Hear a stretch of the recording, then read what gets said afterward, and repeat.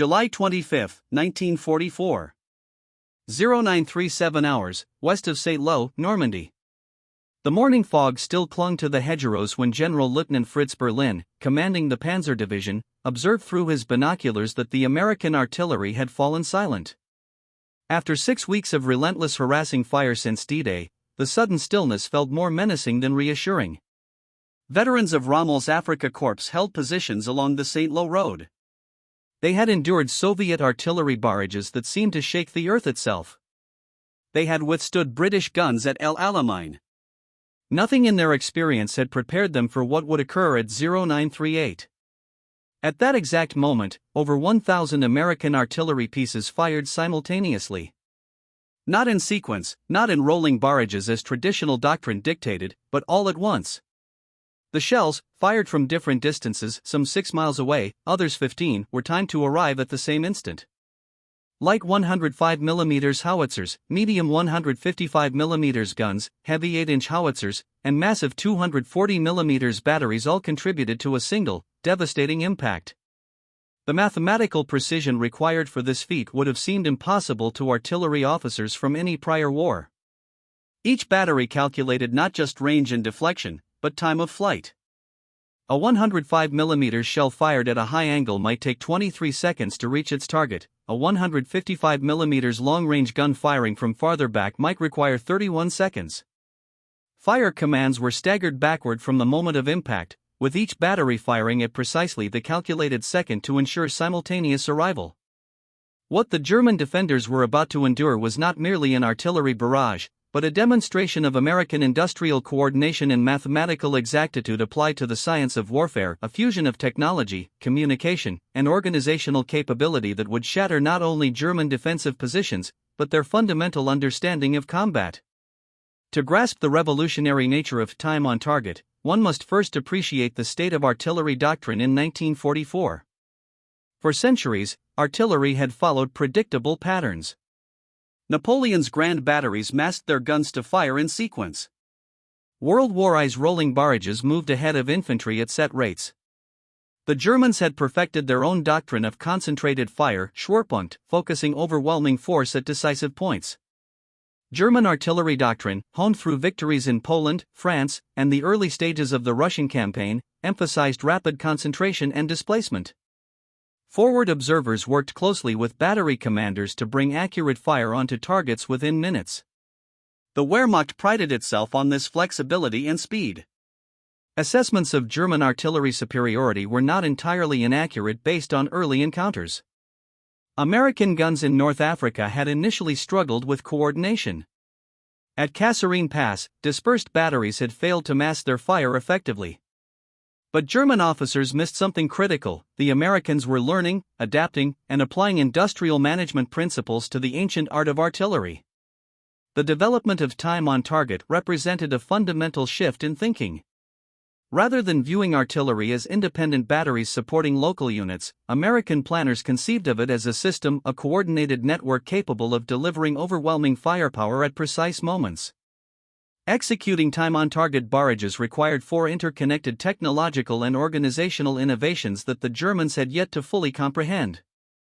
First, the forward observer system. Unlike German forward observers, who typically worked with individual batteries, American observers could call upon entire artillery groups, including corps-level assets. Each carried SCR-619 radios, later upgraded to SCR-610s, providing reliable communication with fire direction centers miles behind the lines. The SCR-619, documented in Technical Manual 11-619 from April 1945, operated on FM frequencies between 27 and 38.9 MHz. The SCR-610, standardized on September 29, 1941, provided 20 to 32 watts of output with a dependable 5-mile range. Second, the Fire Direction Center, FDC, a concept pioneered at Fort Sill in the 1930s and perfected in combat, functioned as a mathematical command hub where trained personnel used firing tables, slide rules, and graphical boards to calculate firing solutions for multiple batteries simultaneously. Third, communication infrastructure. American forces laid telephone wire with almost obsessive intensity. An infantry division might string 3,000 miles of line in a single month. These redundant networks ensured fire missions could be transmitted instantly to dozens of batteries. Fourth and perhaps most overlooked was standardization. American shells were manufactured to exacting specifications from Pennsylvania to California. A 105 mm round fired from any howitzer had predictable ballistic properties. German shells, increasingly produced by forced labor in scattered facilities, lacked such uniformity. The German army first encountered limited time-on-target techniques in Italy in early 1944, though many dismissed them as lucky coincidences rather than deliberate tactics. The concentrated fire during the Anzio breakout on May 23, 1944, provided the first large-scale demonstration to capture German attention. 16 battalions of artillery, over 200 guns, delivered coordinated fire against German positions along the Caesar Line. The technique had been refined through months of practice. The 9th Infantry Division had conducted experimental barrages in Sicily, and the 1st Infantry Divisions improved the method in Italy. By D-Day, the technique was becoming standard, though German intelligence initially dismissed early reports as exaggeration. July 25, 1944, marked the start of Operation Cobra and the full unveiling of American time-on-target capabilities. General Omar Bradley concentrated the largest artillery force yet assembled by the U.S. Army in Europe, over 1,000 tubes ranging from 105 mm howitzers to 8-inch guns, with 522 guns from the 7th and 8th Corps alone, supplemented by 4.2-inch mortars and tank destroyers firing in artillery rolls. The target area, a rectangle roughly 7,000 yards wide and 2,500 yards deep south of the St. Lo Road, contained most of Panzer Division and elements of the 5th Panzer Division, around 5,000 combat troops in fortified positions. At 0938, following the carpet bombing by heavy bombers that had already stunned the defenders, every American gun fired. The shells, launched from distances ranging from 5,000 to 25,000 yards, converged on their targets in a synchronized moment of destruction. The U.S. Army had allocated 170,000 artillery shells for Operation Cobra, 140,000 for the 7th Corps and 27,000 for the 8th Corps. The concentration of firepower was staggering. The barrage proceeded in precise intervals, successive time-on-target concentrations rolling through the German positions. Then silence. Then the American infantry advanced. Panzer Division, which had entered Normandy with 14,000 men and 190 tanks, effectively ceased to exist as a cohesive unit. General Fritz Berlin reported to Field Marshal von Kluge his grim assessment: "My front lines look like the face of the moon, and at least 70% of my troops are out of action, dead, wounded, stunned, or shell-shocked." What the Germans could not fully grasp was the mathematical precision behind time on target. It was not merely about firing many guns, but about solving complex ballistic equations in real time. Consider the problem. To make shells from different guns arrive together requires knowing the exact location of each battery, the precise distance to the target, the muzzle velocity of each gun type, the weight and aerodynamic characteristics of each shell type, wind speed and direction at various altitudes, air temperature and density, the rotation of the earth for long-range fire, and powder temperature affecting muzzle velocity. The Americans had developed graphical computation tools, the Graphical Firing Table, GFT, and the Graphical Sight Table, GST, that allowed rapid calculation of these complex problems. German artillery, still relying on conventional firing tables and individual battery calculations, couldn't match the speed. The ability to execute time on target depended on a communication network that dwarfed anything the Germans had encountered. By July 1944, a typical American infantry division in Normandy operated more radio sets than an entire German corps possessed in 1940. The 1st Infantry Division alone operated over 900 radio sets by August 1944. Every artillery battery had multiple redundant communication systems: wire, radio, and messenger. Fire direction centers maintained direct lines to every battery, every forward observer, and higher headquarters. This communication superiority enabled something the Germans found almost incomprehensible: the ability to mass dispersed artillery instantly. American batteries didn't need to be physically concentrated to achieve concentrated effect. Guns spread Over 20 miles of front could deliver their shells to a single point concurrently.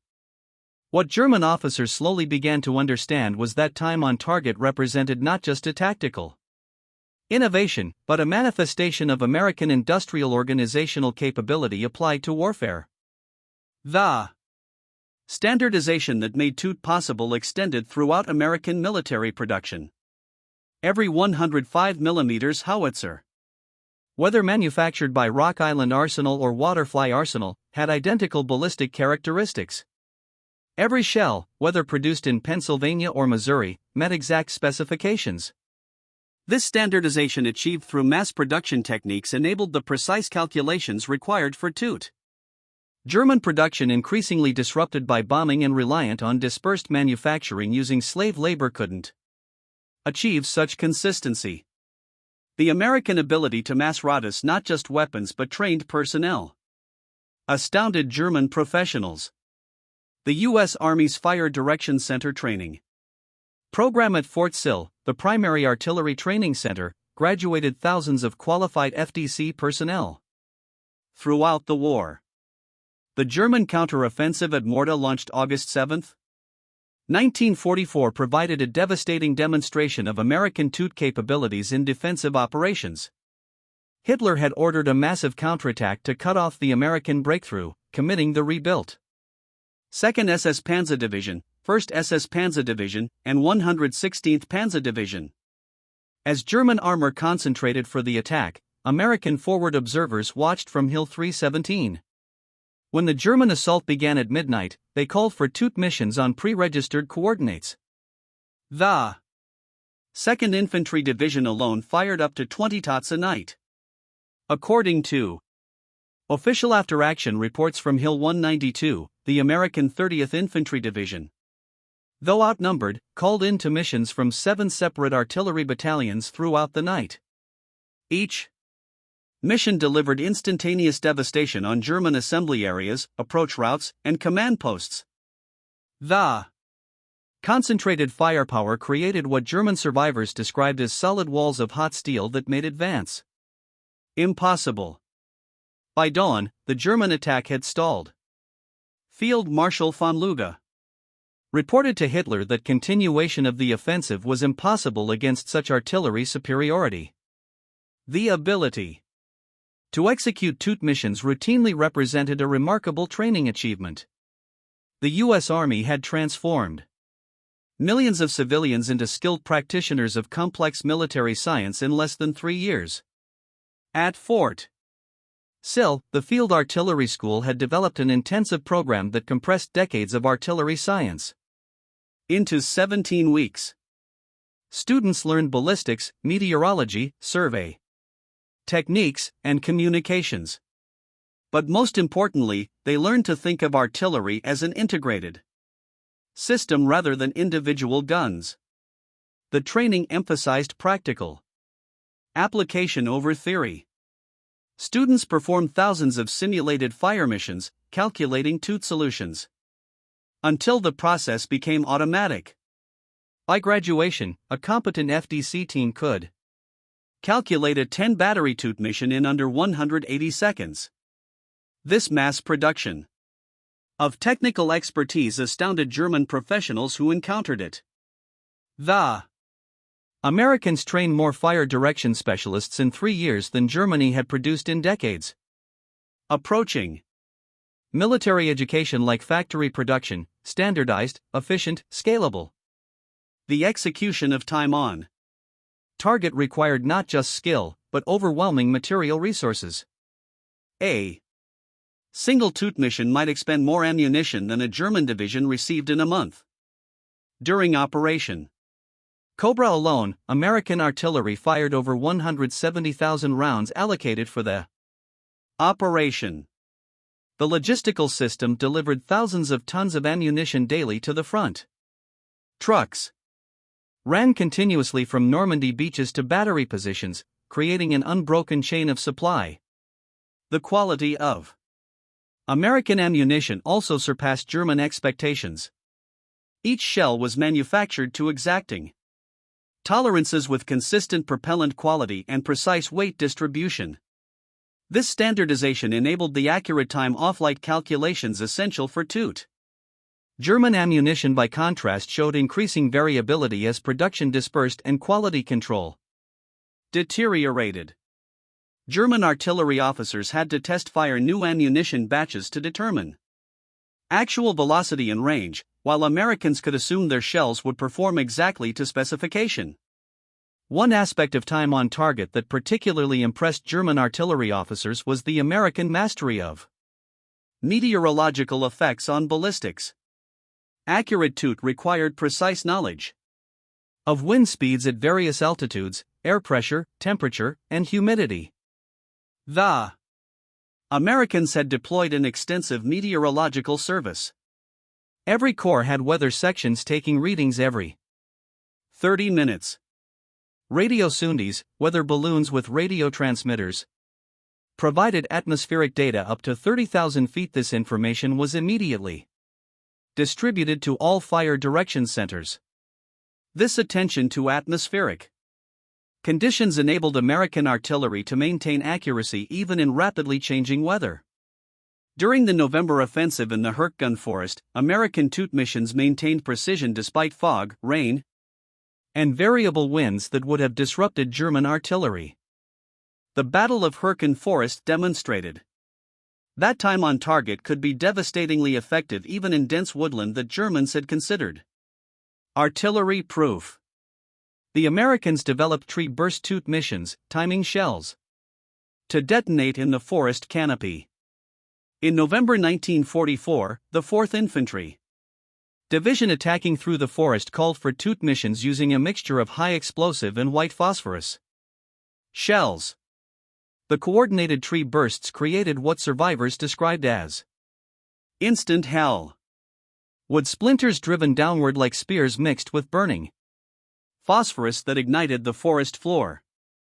The 28th Infantry Division attacking toward Schmidt used to barrages to clear German strong points in the woods. One concentrated mission on November 6 involved 12 battalions firing into a 500 m² area, delivering over 3,000 shells in 30 seconds. German positions that had held for weeks were obliterated in half a minute. The dense woods muffled sound, so shells arrived with even less warning than in open terrain.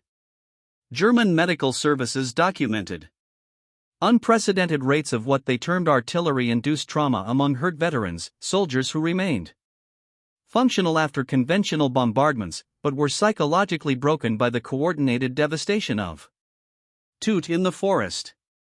The encirclement of German forces in the Falaise Pocket in August 1944 provided the most concentrated demonstration of time on target's effectiveness. As German units struggled to escape through the narrowing gap, American artillery delivered continuous Toot missions on the escape routes. On August 17 alone, American artillery executed documented Toot missions on the files Argene wrote at 30-minute intervals throughout daylight hours. Each mission involved 10 to 15 batteries delivering coordinated devastation on German columns attempting to flee. General Hans Ebbebach, commanding the remnants of Panzer Group West, reported the concentrated artillery fire was so intense that it was impossible to bring up reserves or evacuate the wounded. Vehicle movement became suicide. The road through filets became known as the Corridor of Death. Destroyed vehicles, dead horses, and abandoned equipment created obstacles that slowed movement, making subsequent units even more vulnerable to Toot strikes.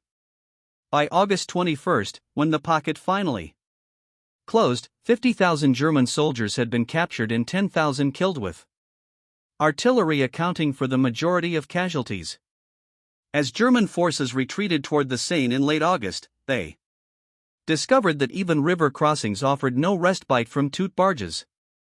American forward observers had infiltrated ahead of their main forces, establishing positions overlooking every potential crossing site. At Vernon, Rouen, and Monty, German attempts to establish pontoon bridges were met with immediate Toot responses.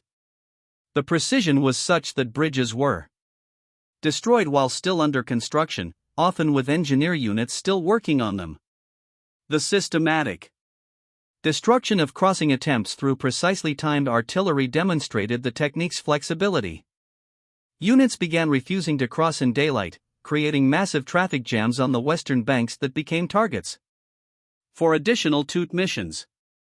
By December 1944, the Americans had integrated new technologies that made time on target even more devastating. The VT, variable time fuse, known as the proximity fuse, was first used in ground artillery during the Battle of the Bulge in December 1944. These fuses detonated shells at optimal height above ground for maximum fragment dispersion.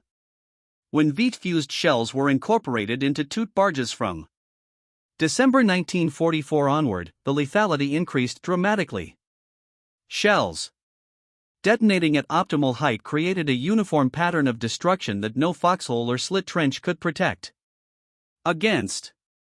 Over 22 million proximity fuses were produced during the war, transforming artillery effectiveness in the conflict's final months. The Germans initially believed the Americans had developed a new type of weapon. Intelligence reports speculated about controlled aerial mines or time delay cluster munitions. The truth that it was simply precise timing combined with proximity fuses seemed too simple for such devastating effect. As American forces approached the Siegfried Line in September 1944, German commanders believed their fortifications would finally provide protection from Toot barrages. The concrete bunkers and steel cupolas had been designed to withstand sustained artillery bombardment. The Americans developed specialized Toot missions for attacking fortifications. By combining instant impact high explosive shells with delayed fuse armor-piercing projectiles, they achieved surface explosions and penetrating impacts in unified strikes. At Gile incursion in November, the 84th Infantry Division faced extensive Siegfried Line fortifications. The attacking units called for a Toot mission from 12 battalions, 144 guns, firing a mixture of ammunition types. During the German Ardennes offensive in December 1944, time on target proved its defensive value. Though initially caught off guard, American artillery units quickly recovered and began delivering to missions on German spearheads. On December 19, as the 2nd Panzer Division approached Dinant, forward observers from the 3rd Armored Division called for emergency to support. Within 4 minutes, 8 battalions had calculated firing solutions. The resulting barrage caught the German column in march formation, destroying the lead battalion within 60 seconds. The ability to mass fires quickly through Toot proved crucial in containing German penetrations. At Bastonia, surrounded American forces called for Toot missions danger close to their own positions, devastating German assault formations attempting to breach the perimeter. As American forces approached the Rhine in March 1945, time on target reached its zenith of destructive capability. The crossing operations were supported by massive artillery concentrations using Toot principles. At the vessel crossing on March 24, 1945, the Allies concentrated 4,000 guns with 270 American pieces participating. The opening bombardment lasted 4 hours with coordinated Toot strikes at 15-minute intervals. Each strike involved hundreds of guns achieving unified impact across kilometer-wide target areas. The scale was unprecedented. In preparation for the crossing, American artillery fired over 65,000 tons of ammunition in March 1945 alone. German defenders reported that the bombardment was so intense that the concussion alone caused casualties, with soldiers found dead without any visible wounds. At Oppenheim, where Patton's Third Army crossed on March 22, the supporting Toot barrage involved 33 battalions, over 400 guns, firing in perfect coordination. The barrage lasted 60 seconds and delivered 10,000 shells onto German positions. German commanders reported that entire battalions simply ceased to exist with no survivors to even report what had happened. What German officers gradually recognized was that time on target represented the application of American industrial methods to warfare. The same principles that enabled Detroit to produce a bomber every hour enabled American artillery to coordinate hundreds of guns. This industrial approach extended beyond the battlefield. American factories produced artillery shells in staggering quantities, over 8 million rounds monthly by late 1944. The transportation system delivered these shells from ports to firing batteries in a continuous flow.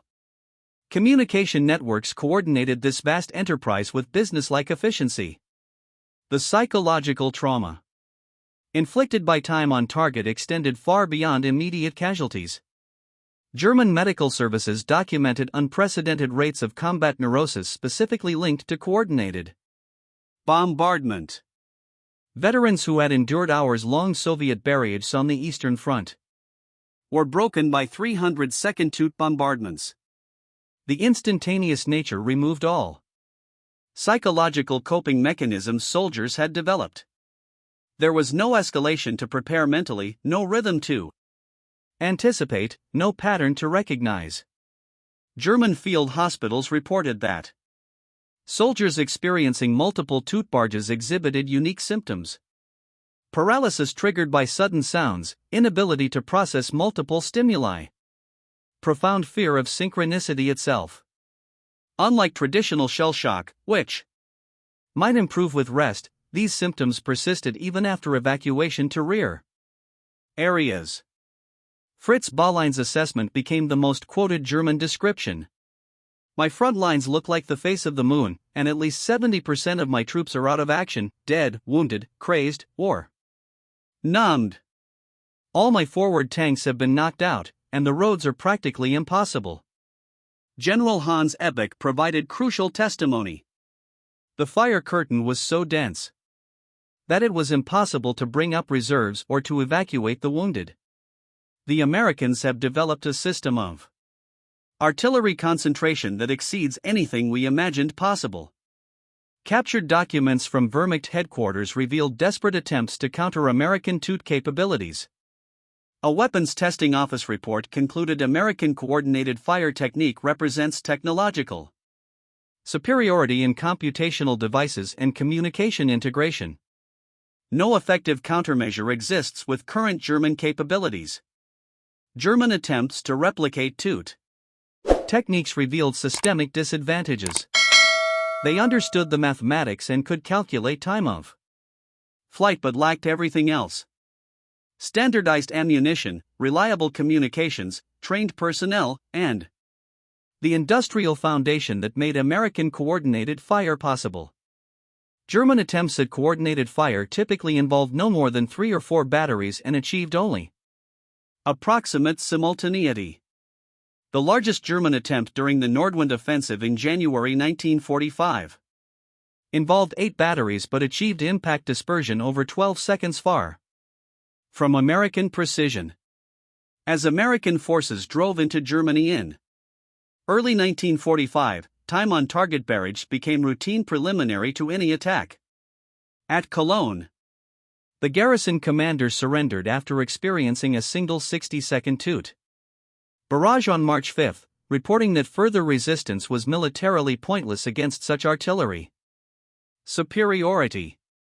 The pattern repeated across the collapsing Reich. Commanders who had fought tenaciously for years capitulated after brief toot bombardments. The psychological effect had become so pronounced that often the mere threat of coordinated fire prompted surrender. Soviet observers studied American time on target techniques with intense interest. The British, despite being allies, were equally impressed. Field Marshal Montgomery wrote in his memoirs, "American time on target demonstrated that warfare had become a matter of industrial and organizational superiority. Traditional military virtues, courage, discipline, tactical skill became secondary to systematic application of overwhelming firepower." The German experience fundamentally influenced post-war military thinking. When the Bundeswehr was established in 1955, coordinated fire's capability became a primary requirement for its artillery force, explicitly citing wartime experience with American toot. The French LDR revised its artillery curriculum based on German accounts. The Israeli Defense Forces, established in 1948, incorporated time-on-target principles from the outset, guided by Jewish American veterans who had served in artillery units. NATO doctrine explicitly adopted these principles, viewing coordinated fires as essential for defeating numerically superior Warsaw Pact forces.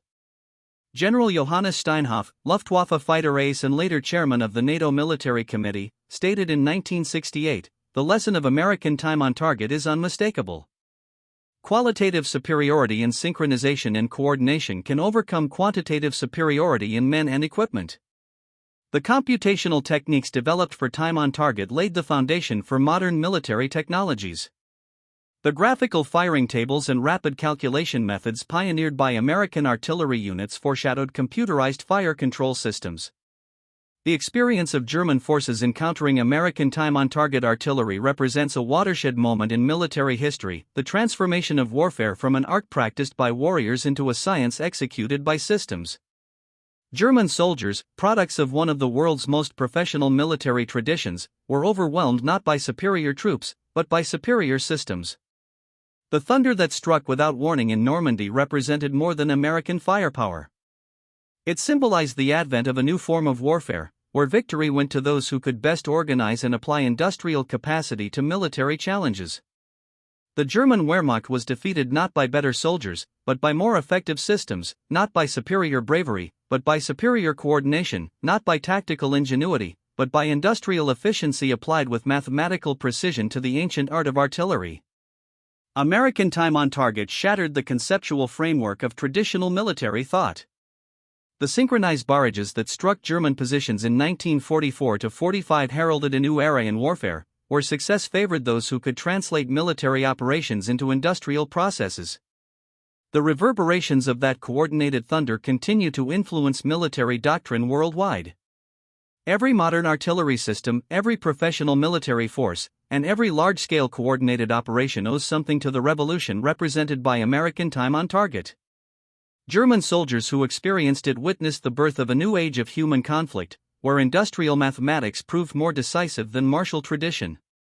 In the age of industrialized warfare, organization triumphs over courage, systems prevail over individual soldiers, and coordinated timing conquers all. The Germans learned this lesson under the instant, overwhelming thunder of American industrialized artillery, a lesson that permanently transformed the nature of warfare.